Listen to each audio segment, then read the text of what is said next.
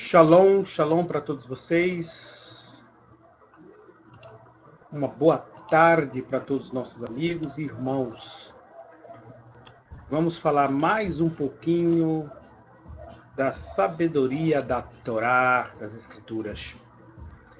E vamos falar um pouco sobre texto e versículo que é contestado por alguns judaizantes. Logo eu vou explicar para vocês. Só estou compartilhando aqui. Só vou compartilhar aqui essa live no meu grupo. E logo nós vamos fazer uma introdução.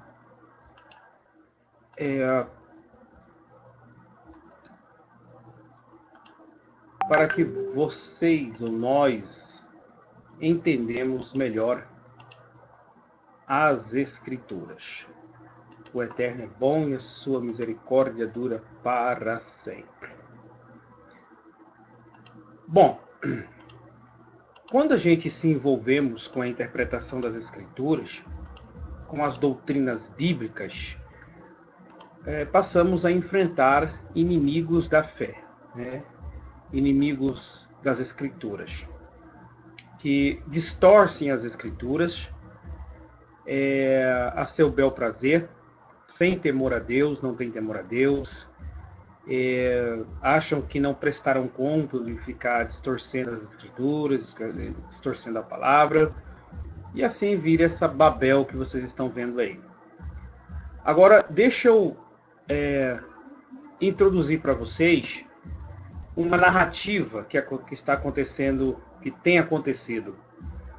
Muitos ex-cristãos revoltados, nós temos muitos ex-obreiros e pastores que são revoltados com o cristianismo. E tudo na vida, por exemplo, já no tempo do apóstolo Paulo, dentro do contexto igreja, dentro do contexto, você pode chamar de igreja, você pode chamar de eclésia, você pode dar sentido hebraico, o que você quiser. Mas as Escrituras sempre alertou, deixou claro que existe o falso, mas também existe o verdadeiro. Mas o que tem acontecido é o seguinte: existe muito ex-pastores e muito ex-pessoas, membros, pessoas que não estudavam, não gostavam de estudar as Escrituras, e encontrou na internet judaísmo, né? Ele encontrou uma forma de fé que lhe agrada mais, e assim por diante, e ele virou, e com isso ele vira inimigo de morte do cristianismo. E dependendo do grupo judaico que ele adere, porque existe grupos judaicos que são bastante extremistas, né? Então, quando ele encontra um judaísmo messiânico e tal, né? Conhecemos muitas pessoas boas, inteligentes, sábias, mas, infelizmente, como também está no âmbito religioso, também tem os seus perigos. Também tem os seus perigos ali, e muitas pessoas se deixam levar por narrativas e por interpretações. E o que muitos desses ex-pastores, ex-cristãos, que ficam revoltados com o cristianismo, passam agora a conhecer um tipo de judaísmo. Existe um tipo de judaísmo, né, que tem propagado a ideia do Benei Noach, né? Ou seja, os filhos de Noé que não são judeus. Temos ali 7 leis que são para toda a humanidade. Quando Noé desceu da arca, se você prestar atenção, se você ler lá em Gênesis, quando ele desceu da arca, Deus deu-lhes 7 comandos de como ele deveria se relacionar novamente com a terra, né? Depois de ele ter destruído tudo, agora Deus deu 7 leis, né? Chamado Benei Noach, ou seja, são leis para aqueles que não são judeus. A princípio, os judeus podem cumprir como princípio básico, porém, depois que Deus deu as leis no Sinai, né? Os mandamentos, os 613 mandamentos, esses são particularmente dos judeus, né? Assim interpretam, mas os Bnei Noah não. O mundo, o que Deus deu foi ali os 7 leis de Noé, mutilando para os gentios, né? Para aqueles que não são judeus, eles fecham a porta do entendimento do reino. Isso eu me lembro do que quando Jesus disse sobre os fariseus, né? Dizendo, vocês se assentam na cadeira de Moisés, né? E outra vez ele disse assim, Jesus disse assim que eles nem entram e nem deixam os outros entrar. Essa é a verdade, né? Então eles têm a chave ali da porta ali, eles mesmos não entram e nem deixam as outras pessoas entrar, porque eles distorcem, eles ocultam verdades. Então, quando eles ensinam um judeu, tem muitos grupos aí de judaísmo, muito judeu ortodoxo no meio da internet, que ensinam simplesmente isso aí, né? As leis de Bnei Noah, e o gentil só precisa guardar essas leis, mais nada. Então, a ideia do Messias, por exemplo, eles fecham a revelação do Messias para os gentios e assim por diante.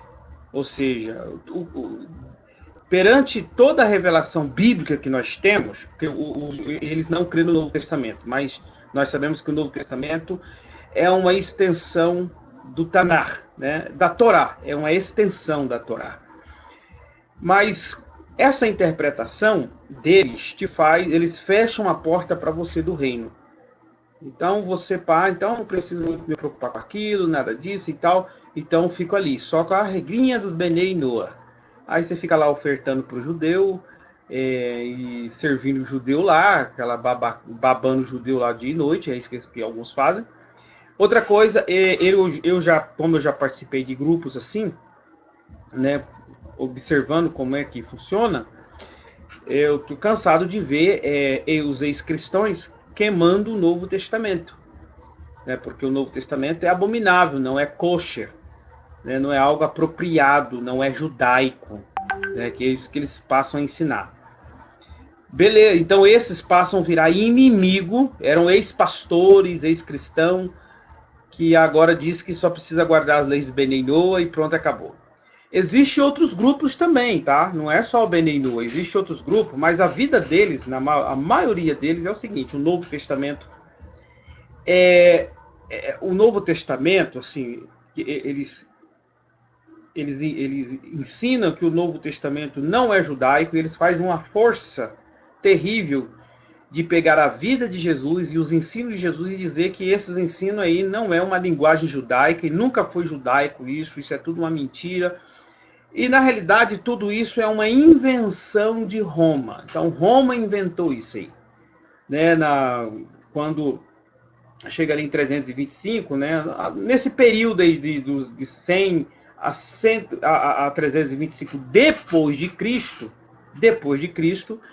então eles dizem que o chamado Novo Testamento é uma compilação de pensamentos pagãos e helenistas que montaram esse tal de evangelho e epístolas. Então, tudo não passa de uma mentira, de uma farsa, isso não tem nada de judaico, e é assim que eles apresentam. Muitos ex-pastores, ex-cristãos, recalcados, sabe quem me ensinou quem é recalcado? Foi um grupo, quando eu lembro, comecei a estudar o judaísmo. Depois eu vou colocar o PDF deles aqui para vocês verem, né? Numa yeshivá, numa faculdade do judaísmo nazareno, né? E o mentor desse judaísmo nazareno, ele é um judeu ortodoxo mesmo, né? Ele tem sede lá em Jerusalém, e ele crê em Yeshua como Mashiach, né? Como Messias. Tem lá suas diferenças, que depois, quando tiver oportunidade, eu coloco à mesa para vocês. Mas ele sempre falava que tá tendo um grande problema hoje dentro do judaísmo, porque está cheio de ex-cristão recalcado. Eles que dizem assim, um judeu que crê em Jesus. E esses judeus, esses ex-cristãos recalcados, eles pensam que estão fazendo um bom serviço, mas eles estão trazendo mais confusões, trazendo mais problemas, né, para que tanto os gentios e os judeus possam ter uma compreensão melhor da Brit Hadashah. E esses ex-cristãos recalcados trazendo uma confusão, trazendo tipo uma guerra. Eles que dizem isso, ex-cristãos recalcados. Então, meus amados, o que acontece? Então, existe grupos agora de judaizantes, desses, que largou o cristianismo, mas eles dizem que creem em Jesus. Preste muita atenção. Eles creem em Jesus. E, é claro, eu estou falando de Jesus, mas eles não chamam mais de Jesus. Tem que ser Yeshua, porque o nome realmente é o nome que nós chamamos. O nome é Jesus. É Jesus. É Yeshua, seu nome hebraico. Só que aí, como veio no grego, Jesus, então Jesus, como no grego não tem como pronunciar Yeshua, não se pronuncia a palavra Yeshua em grego, então no grego ficou Jesus, né? Então, no desenrolar da história, chegou a nós como Jesus agora, né? Mas o nome do mestre é Yeshua, tá? Vamos lá. O que acontece? Existe esse grupinho, que eu já disse que já tem grupo que ex-cristão recalcado, que nem no Novo Testamento não crê mais. Jesus para eles, rapaz, irmão, vocês não têm ideia. Jesus para eles é uma cópia do mitraísmo, dos deuses pagãos, e o Novo Testamento é uma cópia de deuses do paganismo, né? É um plágio do paganismo. É ex-cristão, ex-pastores que a cabeça virou tanto que chegam nesse limite aí, né? Chegam nessas profundezas do lamaçal, vamos pegar assim. Então, aí outros, não, nós cremos em Yeshua, mas presta atenção como eles creem em Yeshua. Eles creem em Yeshua assim. A Virgem dará a luz, né? O anjo vai lá e traz uma mensagem para José. Seu nome é Yosef.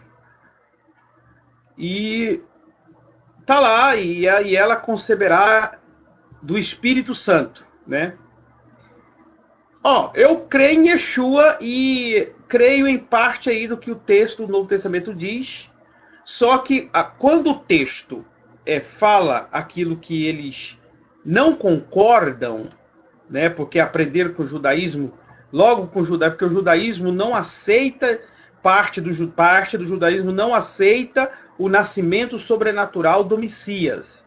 Aí vem todo um jogo de narrativo. Não, nunca no Tanar a virgem dará a luz. Então, não, ali não está falando de virgem literalmente, né? Não é Betulá. Aí vem aquele jogo de narrativa de Alma, que é uma palavra hebraica para moça, e Betulá, que é uma palavra hebraica para virgem. Aí vem todo um jogo de narrativa para desconstruir, para desmentir o Novo Testamento. Então, esse grupo judaico, messiânico judaico, já, né, para querer ser judeu, né, para seguir a linha judaica, diz que essa passagem aí é uma fraude. Novamente, foi Roma, ou seja, a Igreja Católica, né, romana, ditada por Roma, que inventou esse texto aí. É um acréscimo do Evangelho. Então, eles creem no Evangelho, em parte, igual os abionitas. Nós temos um grupo judeu que cria em Jesus no templo, que era uma seita, tá? Que cria no Yeshua, mas eles criam somente em alguns livros. Por exemplo, as cartas de Paulo, eles não criam, alguns evangelhos não criam, então eles tinham lá os livrinhos que eles gostavam, que só cremos nisso aqui e pronto, acabou. Nada mais. Era uma seita. Mas cria em Yeshua. Então, esse grupo de hoje, todo texto que, por exemplo, que eles são contra a divindade do Messias, que o Messias era Deus. Entende? Aí, para acabar o resto, para ser mais judaico ainda, eles defendem a primazia hebraica, né? Então, essa cópia aí do grego aí é paganismo puro. Aí eles ficam falando que o grego é uma língua pagã e que os apóstolos não escreveriam os evangelhos, o testemunho da vida de Jesus em grego. Aí começa toda a parafernália parafernália de narrativas. João capítulo 1, versículo 1. Meu Deus, né? Aquilo ali, o logos, a palavra logos. Aí eles pegam milhares de textos dizendo que logos era uma ideia gnóstica, é uma ideia do paganismo helenístico, ainda vão lá numa ideia do paganismo da Babilônia. Meus irmãos, tá, aí o texto que eles acreditam, qual é o texto que eles acreditam? Aí o texto que Jesus diz assim, o Pai é maior do que eu. Não, isso aí nós acreditamos, né? Porque Jesus não é Deus para eles, né? Então, o Pai é maior do que eu, tá aí. Jesus não é Deus, então esse texto nós acreditamos, né? Entende? Então, então eles vão peneirando o Novo Testamento. Você está entendendo? É tipo assim, você vai ler a Bíblia, o Novo Testamento, você dá uma olhada assim e fala, não, isso aqui não é conforme eu creio na minha religião, não, no judaísmo, não. Não, isso aí, né? E de batizar em nome do Pai, do Filho e do Espírito Santo. Misericórdia, essa ideia aí é trinitariana, hein? Misericórdia, porque aí eles têm horror à ideia trinitariana. Né? Horror à ideia trinitariana. Misericórdia, isso aí é uma adulteração da Igreja Católica. Foi a Igreja Católica em 325 depois de Cristo, no Concílio de Nicéia, porque não houve nem esse tipo, né, de debate, né, na questão de nome do Pai e Espírito Santo, que acrescentou, foi uma invenção daqueles teólogos chamados pais da igreja que inventaram isso aí, não tem nada judaico e tal. Então, amados, é isso que está acontecendo. Aí, o que acontece? O texto que eu acabei de colocar aqui agora,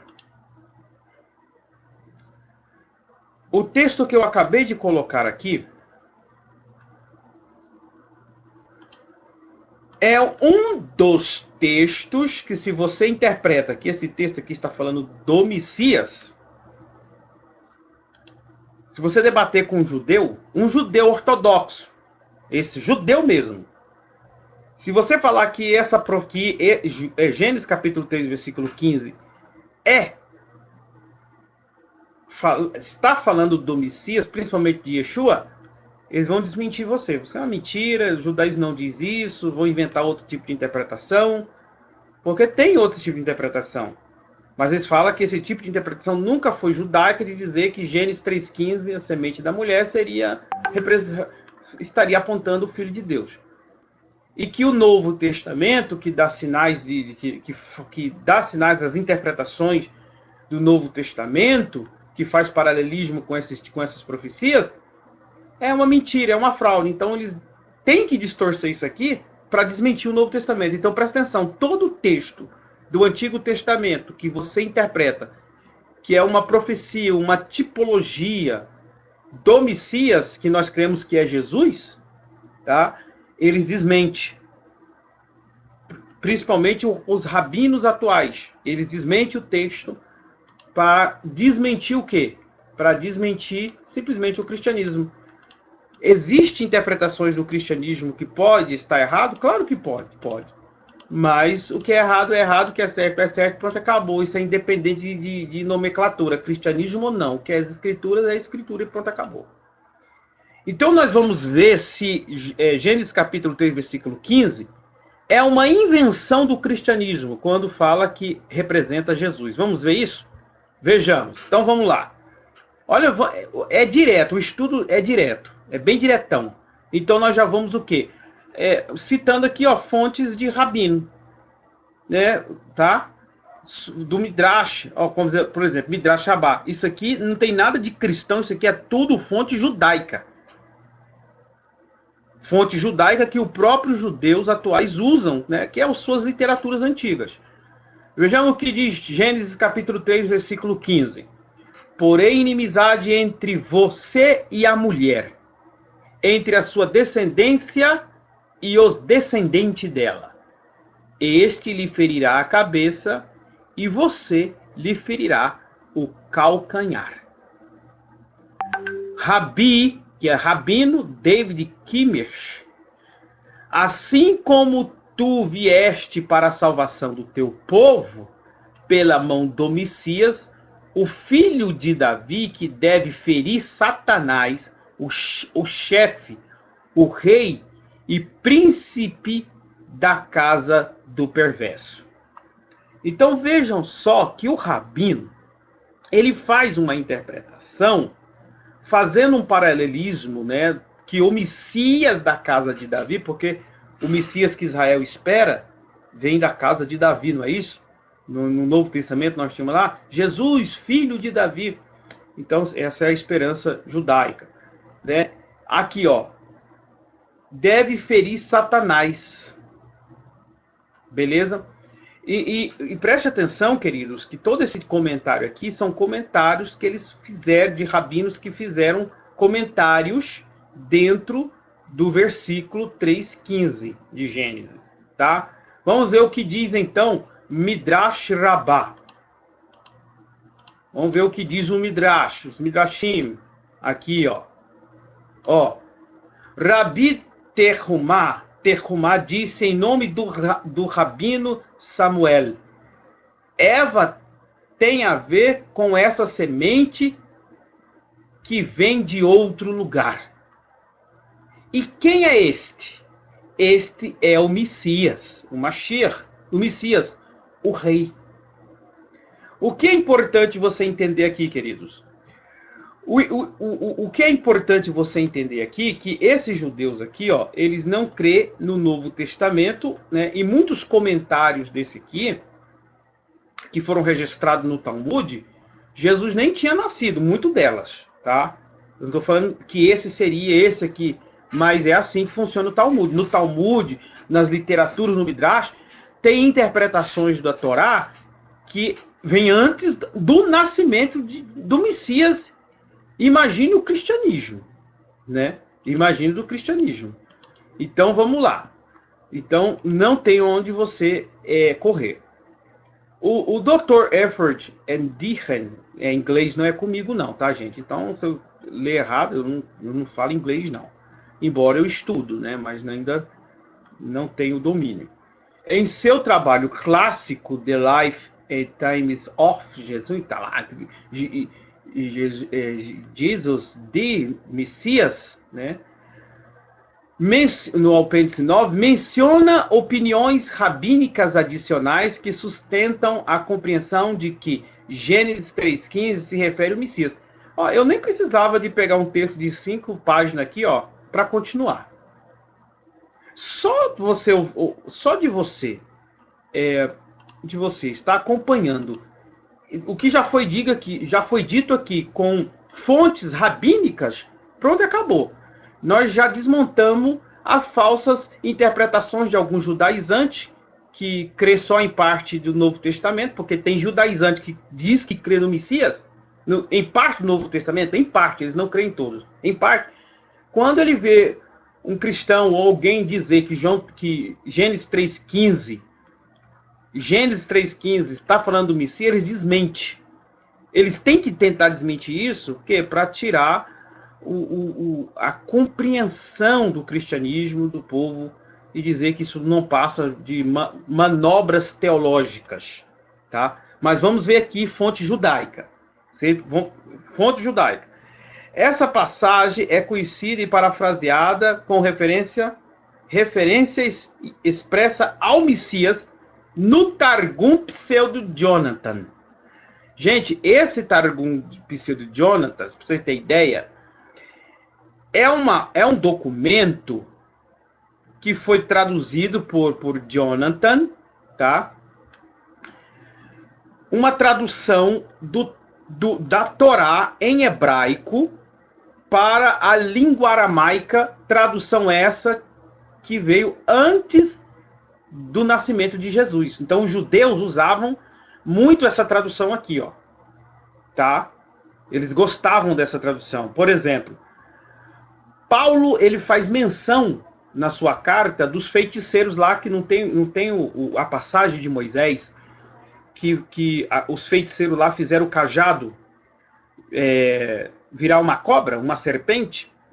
Então, na Torá, nas escrituras, dá o nome desses indivíduos? Não. A Torá, se você ler lá no livro do Êxodo, nós não temos o nome deles. Mas no Targum de Yonatan, na sua tradução, ele colocou o nome deles lá, nesse Targum. Tá? Porque, por tradição, dentro da cultura do ensinamento rabínico, com certeza o nome desses homens eram tradicionalmente ali citado. Então ele colocou. Então Paulo, como conhecedor do Targum, dessa tradução, ele fez a citação do nome deles, né? Jame e Jambres, negócio assim, não é isso que ele diz? Tá lá. Paulo faz citação do nome. Da onde que Paulo tirou essa fonte? Com certeza do Targum de Yonatan, tá? Para vocês terem ideia. E diz aqui, ó, então quando na tradução do Targum do hebraico para o aramaico, ele é uma tradução interpretativa, né? Depois, quando eu tiver a oportunidade, eu vou mostrar para vocês essa tradução, para vocês verem como funciona essa tradução, como é interessante. No chamado Targum também de Jerusalém, né? No chamado Targum de Jerusalém também, né? Ou seja, ele também é conhecido como Targum de Jerusalém. Como eu disse, não entendo nada de inglês, né? Então estudo inglês, mas ainda não entendo nada, começando. Aí negócio aqui, Jordan, conjectura, tal, que a designação talmúdica de calcanhar do Messias, né? Calcanhar do Messias, temos aqui a ideia do calcanhar do Messias, se refere à vinda do Messias na descrição dos problemas daqueles dias. Daqueles dias pode ter sido escolhida em parte, tendo em vista essa passagem de Gênesis 3,15. Então nós temos aqui, ó, que o chamado Targum de Jerusalém, aí diz o comentarista aqui, ó, Jordan, não sei o que, de conjectura, que a designação talmúdica, porque nós temos no Talmud uma designação que diz calcanhar do Messias. Claro, é óbvio, amados, que todo esse comentário aqui, ó, é um comentário em cima dos comentários que fizeram de Gênesis capítulo 3, versículo 15. Se refere à vinda do Messias na descrição dos problemas daqueles dias, que pode ter sido escolhida em parte, também vista essa passagem 3, de Gênesis 3,15. O que acontece? O rabino ali que vivia dentro de um contexto, quando estava passando perseguição por Roma, perseguição por vários tipos de perseguições, então eles poderiam estar fazendo citações que o Messias estaria vindo esmagar a cabeça da serpente, dos inimigos, fazendo uma conexão com Gênesis 3,15. A esperança messiânica que o Messias viria esmagar os seus inimigos na época e tal, e assim por diante. Para você ver como é a ideia rabínica, né? Vamos lá. A observação do Dr. Dichin é confirmado por Franz Disler. Sei lá, isso aqui com certeza já é alemão, né? Isso aqui não é inglês, não. Isso aqui, se eu não me engano, também é alemão. Em seu trabalho, Profecias Messiânicas, Sucessão Histórica, com a edição de uma ligação messiânica e um dos Midrashim. Vamos lá. O Targum palestino, agora temos o Targum palestino, que testifica que em Gênesis 3,15 é prometida uma cura para a mordida no calcanhar feita pela serpente, que deve ocorrer no final dos dias, nos dias do rei Messias. Então, no Targum da Palestina, tudo fonte judaica, interpreta em sua tradução, tá, que a mordida no calcanhar feita pela serpente deve ocorrer no final dos dias do rei do Messias, ou seja, identifica que é prometida uma cura para a mordida no calcanhar feita pela serpente, que deve ocorrer no final dos dias, nos dias do rei Messias. Que interessante. Então temos aqui o quê? Interpretação judaica. Agora dizem que tudo é uma... Aqui está o ponto que eu quero chegar. Dizem que o Novo Testamento, a interpretação teológica, tudo é uma invenção do cristianismo. Então eu preciso refutar isso mostrando as fontes judaicas para provar para vocês que nem tudo que está no cristianismo, de esperança messiânica, do Novo Testamento, né? No Novo Testamento, eu nem digo nem tudo. Né? No Novo Testamento não existe citações erradas. Né? Estou falando de alguns tipos de interpretações teológicas. Pode ter erros, mas esses não. Novamente, fonte judaica. Fonte judaica. Midrash. Palestino para Gênesis. Bereshit Rabá. Lemos. Bereshit Rabá. Lemos. As coisas que Deus criou perfeitas se tornaram corruptas desde que os homens pecou e não retornam à sua condição adequada. Até que venha o filho de Pérez. Linguagens alegóricas, tá, gente? O filho de Pérez, isto é, o Messias da tribo de Judá, né? Da tribo de Judá, de acordo com Gênesis 38, 29 e Ruth, né? Cita essa linhagem de Pérez e assim por diante, lá de Gênesis. O que acontece? Novamente, nós temos no Midrash interpretando Gênesis 3,15, dizendo que os homens caíram e que só serão restaurados com a vinda do Messias da tribo de Judá. Interpretando Gênesis, ou seja, Bereshit, capítulo 3, versículo 15. Aí vem os Benei Noa, vem judeu ortodoxo, né? E vem ex-cristãos recalcados, que deixaram o cristianismo e deram ouvido a alguns ensinos falsos contra a Brit Hadashah, ou seja, contra o Novo Testamento, e hoje eles são inimigos das Escrituras, né? E pensam que são judaicos, e pensam que estão seguindo o caminho correto, mas estão torcendo a palavra, distorcendo a palavra. Links e completamente esses nomes em inglês aqui eu vou evitar, tá? Eu não falo inglês. Vocês entendam a minha parte. Se for hebraico, aramaico e grego aqui, nós fazemos aqui a leitura, mas inglês e nem alemão, que tem muito aqui nomes alemães aqui, que piorou, né? Completamente, links complementares que confirmam essa profecia como Messias são revelados por Joseph. Esses jovens aqui deve ser um judeu. Joseph, talvez sim, talvez não. Samuel, sim, deve ser um judeu. Esse outro que já não sei. Em seu trabalho de 2 volumes, Joseph e Benjamin, nossos antigos rabinos, judeu, como com uma só voz declararam que pela semente da mulher, que deveria pisar a cabeça da serpente, se entende o Messias. Pronto, acabou. Você sabe tão bem quanto eu o ditado comum deles, nossos rabinos, que antes que a serpente tivesse ferido nossos primeiros pais, Deus preparou o remédio para a sua cura. E assim que o pecado fez a sua entrada em nosso mundo, o Messias fez sua aparição. Daí ambos os targums, tanto de Onkelos, também, que é uma tradução do hebraico para o aramaico, quanto a de Jonatas, dizem que a voz dos nossos primeiros pais ouviram ao caminhar no jardim foi o Menhá.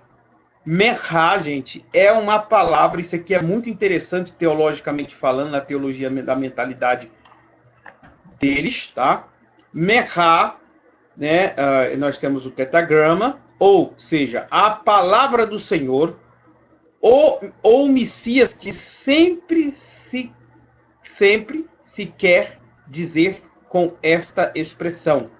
No Targum de Jonatas e na de Jerusalém dizem-se: a semente da mulher esmagará a cabeça da serpente, e eles deverão obter cura ou um remédio para o calcanhar, para a dor produzida pela serpente nos dias do Messias, o Rei. Então, tudo isso você vê dentro desses comentários judaicos. Agora, a ideia do Menhá, que eu sublinhei aqui, ó, é muito interessantíssimo, tá? Eu vou pegar o Targum aqui, quando eu tiver a oportunidade, tá? Eu vou pegar o Targum aqui e vou colocar para vocês verem. A palavra Menhá, a discussão Menhá como Adonai já é outra história. Mas o Menhá, se você entender no Targum de Jonathan, como que funciona o Menhá? Menhá é como se fosse, por exemplo, o Menhá nós fazemos um link com o verbo, com o logos, né? No princípio era o logos, né? Menhá. Menhá é como se é a palavra de Deus, é como se fosse davar em hebraico. Mas presta atenção, ele tem assim como no grego ali, o logos, ele tem uma conotação individual, ele é como se fosse um indivíduo, não é? O logos estava junto com Deus. Esse Menhá aqui, ele recebe ordens do próprio Deus, do tetragrama, para criar todas as coisas. Um negócio assim, né? Tipo assim, e disse Adonai ao Menhá, ordenando ele que criasse todas as coisas. Ou seja, se você ler no Targum, o próprio Eterno está, ordenando ao Menhá. É claro que essa ordem, no sentido dessa união deles, querido, a teologia chama de a economia divina, né? Cada um tem um papel, né? Cada um trabalha, né? No versículo 3 de João, capítulo 1, versículo 3, diz assim, que todas as coisas foram feitas por quem? Por ele, e sem ele nada que se fez, nada que tem feito, se fez, negócio assim, não é? Ou seja, o texto diz que em Jesus todas as coisas foram feitas, e que se não fosse tudo que existe hoje, se não fosse por intermédio dele, nada existiria. Então, se você vê no Targum, olha que isso não é cristianismo, isso é uma tradução antes até mesmo do nascimento de Jesus, você vai perceber lá que esse Menhá de Deus, que é a palavra de Deus, recebe uma ordem primeiro. Então ele recebe uma ordem e o próprio Menhá, como uma inteligência própria, ele executa o que o Eterno lhe ordenou. É muito interessante isso, tá? Muito interessante. Vamos lá. É auto-evidente que essa referência, que nossa compreensão de Gênesis 3,15 como uma profecia sobre o Messias, se enquadra no padrão de referência judaica. Judaico. Não é uma posição inventada por alguma intenção missionária não judaica. Tá aqui, vamos colocar cristão, né? Para enganar judeus crédulos para abandonar seu povo, a sua religião. Porque é isso que eles julgam. Por que eles são contra, às vezes, a interpretação do Novo Testamento? Porque para eles, se você aceita o Messias, você está abandonando o judaísmo, abandonando toda a sua tradição, abandonando o seu povo, abandonando a sua fé, e assim por diante. Tá, gente, tem mais aqui, ó, até agora eu fui só, tem mais três páginas aqui. Eu nem vou entrar mais não. Só aqui, ó, já deu para você entender. Só aqui já deu para você entender que o texto, né, que a interpretação de Gênesis 3,15 se referindo ao Messias, a Jesus, principalmente a sua obra, né, que o Novo Testamento revela como ele cumpre essa profecia, não é uma invenção simplesmente do Novo Testamento, não é uma invenção do cristão, é algo era um entendimento que já estava no meio do povo do Eterno. Era uma revelação do próprio Eterno para o seu povo. Que o Eterno vos abençoe em nome de Yeshua HaMashiach.